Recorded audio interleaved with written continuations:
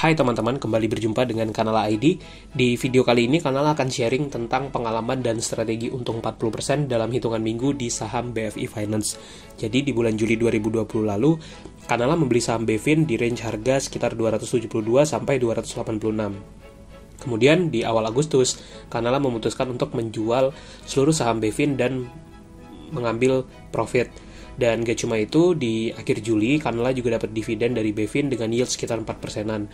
Jadi total keuntungan mendekati 40%. Nah, video kali ini akan kita gunakan untuk sharing strategi meraih untung dari saham-saham under value. Kanala akan bongkar strateginya gimana, kemudian kita juga akan bahas analisa emiten dan fundamental saham BFIN, serta Kanala akan jelaskan kenapa Kanala melakukan take profit dan memilih untuk periode yang pendek untuk saham ini. Plus, teman-teman juga bisa sedikit mengintip portofolio saham Kanala ID. Jadi, buat yang penasaran, yuk langsung aja tonton dan jangan lupa subscribe dulu ya. Mari kita mulai pembahasannya. Nah, ada beberapa catatan penting terkait isi video ini. Yang pertama adalah, video ini bukan untuk pamer.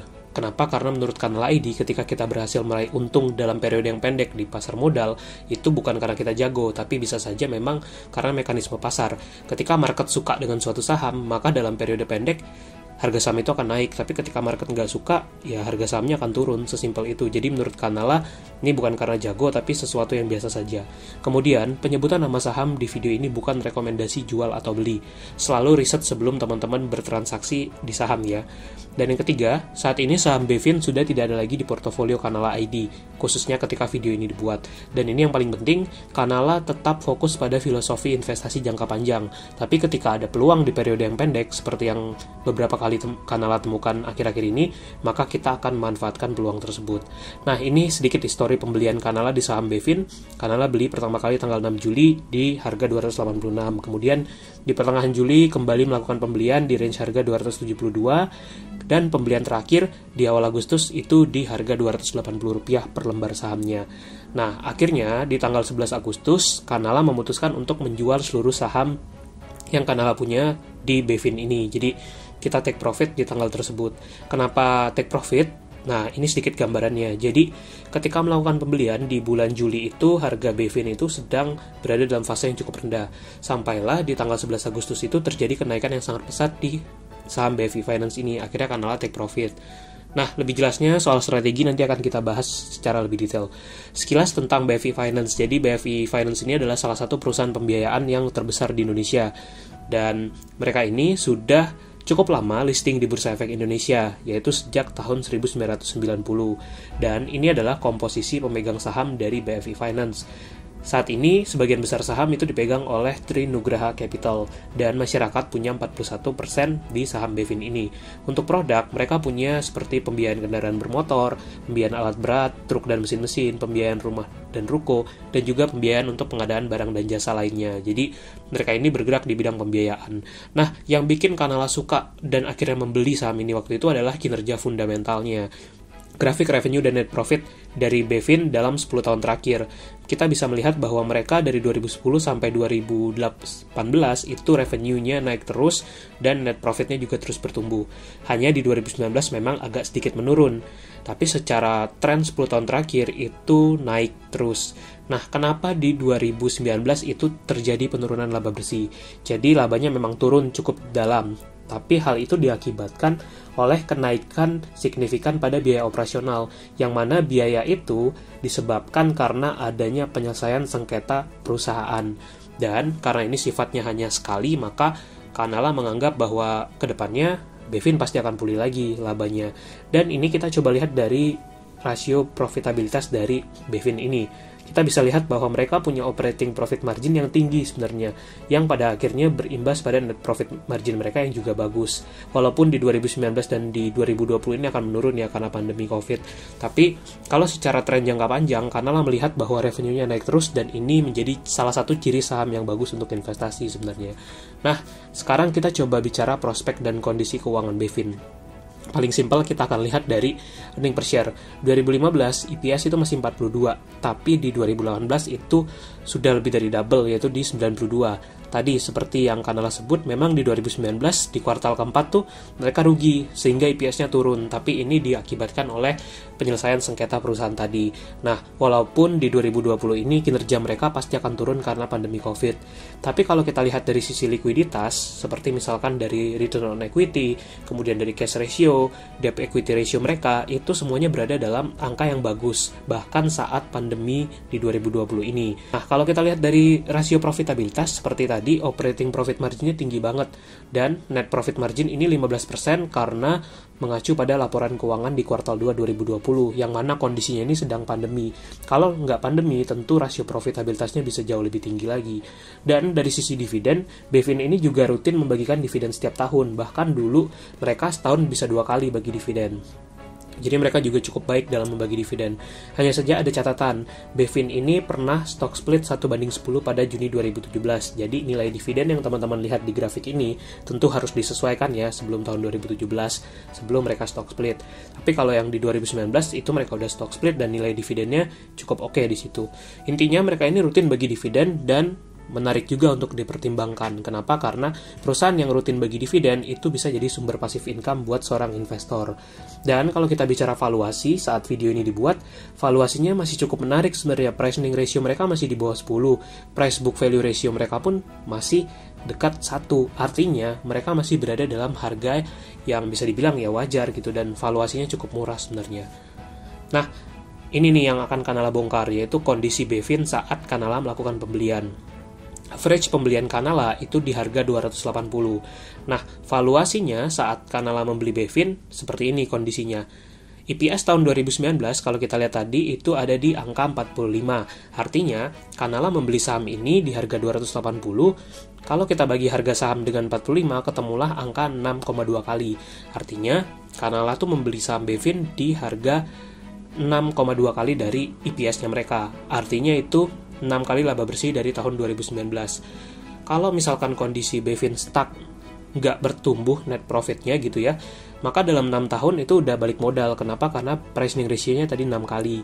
Apalagi kalau suatu saat BEFIN bisa kembali ke EPS, misalnya seperti di tahun 2018, misalnya EPS-nya jadi 90-an aja, maka dengan harga pembelian 280 tadi, PE ratio-nya Kanala justru bisa jadi 3 kali. Artinya dari 6 itu jadi 3. Yang mana semakin kecil PE ratio, semakin murah valuasi suatu saham, dan semakin cepat waktu tunggu seorang investor sampai dia balik modal. Simpelnya seperti itu.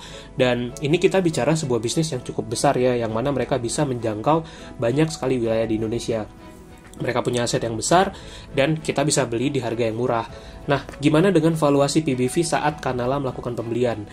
Book value per share di tahun 2020 bulan Juni itu 385, sementara harga pembelian Kanala 280. Artinya dari sisi PBV, Kanala membeli dengan harga 0,72 kali dari nilai bukunya. Ini bisa kita kategorikan sebagai undervalue. Nah, dua alasan inilah yang menyebabkan saat itu Kanala suka dan tertarik nih untuk beli saham BEFIN. Kenapa? Karena PBV-nya tadi 0,72, kemudian dari sisi PER, bahkan saat pandemi pun cuma 6 kali. Apalagi ketika kondisi ekonomi pulih, bisa jadi P ratio-nya justru makin kecil gitu kan. Nah, singkatnya, inilah beberapa alasan kenapa Kanala membeli saham BEFIN waktu itu. 1.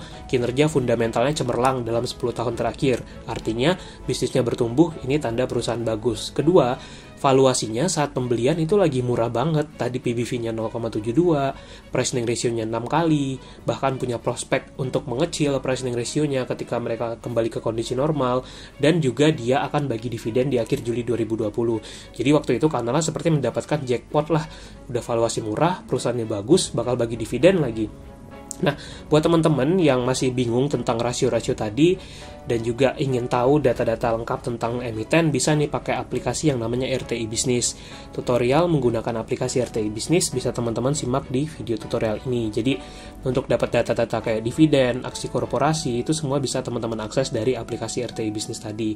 Nah, kalau teman-teman mau belajar cara baca laporan keuangan supaya bisa mengerti rasio-rasio seperti yang tadi Kanala sebutkan, bisa tonton video tutorial yang ini nih.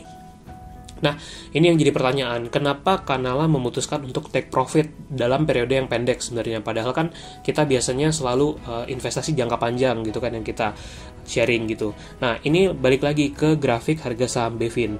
teman-teman bisa lihat bahwa di tanggal 11 Agustus itu tiba-tiba harga Bevin meroket dan akhirnya Kanala melakukan penjualan dengan harga 372. Nah, kenapa menjual? Karena ini nih beberapa alasannya. Kita lihat kondisi atau valuasi ketika Kanala melakukan penjualan. Ketika harga 372, artinya PE ratio-nya jadi 8,26 kali. Tadi EPS-nya 45 ya, kita pakai 2019. Kemudian PBV-nya nggak lagi 0,72, tapi justru menjadi 0,96 kali. Artinya hampir mendekati angka 1. Buat Kanala, ini dia mulai mendekati nilai wajarnya. Jadi, karena suatu saham udah mendekati nilai wajar, maka Kanala memutuskan untuk menjual. Artinya apa? Artinya tadi ketika harga saham naik, PE ratio-nya justru meningkat. Waktu tunggu seorang investor itu menjadi lebih lama seperti itu. Misalkan dari yang tadinya PE ratio 6 itu adalah 6 tahun, akhirnya justru jadi 8,2 tahun. Itu yang pertama. Kemudian yang kedua, tadi PBV-nya udah mendekati nilai bukunya, yang menurut Kanala sudah menjadi nilai wajar. Jadi sudah nggak terlalu under value. Akhirnya Kanala memutuskan untuk take profit.